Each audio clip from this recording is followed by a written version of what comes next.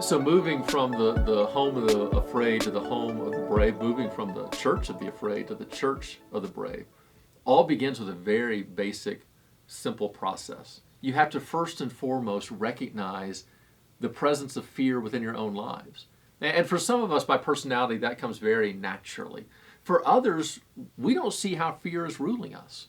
We've written the story that we're really not fearful people. We think a book like this is written for somebody else. But the truth of the matter is that fear is driving all of us in a variety of different ways. And until we begin to learn to recognize it, to diagnose it, we have very little chance of actually choosing the way of love. And that's an important thing to understand.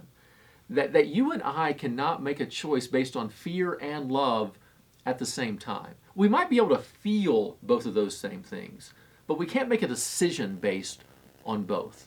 The decision we make will either be based on fear or will be made on love.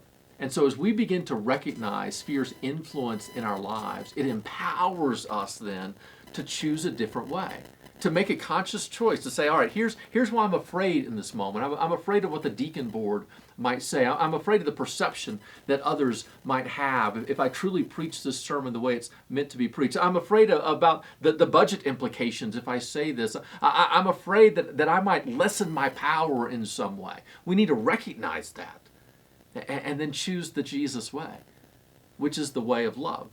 To say, okay, God, I trust you in the midst of what's going on. I'm going to put the truth out on the table. I'm going to love people to the best of my ability, and I'm going to submit to the calling that you have now given to me, both as a pastor, as a church member, or as a family. And in both communities, the church and the family can spur one another on to love greater and greater. The problem is, in the world in which we live right now, the family and the church are spurring one another on to more and more fear. We need to challenge each other to live in more and more love.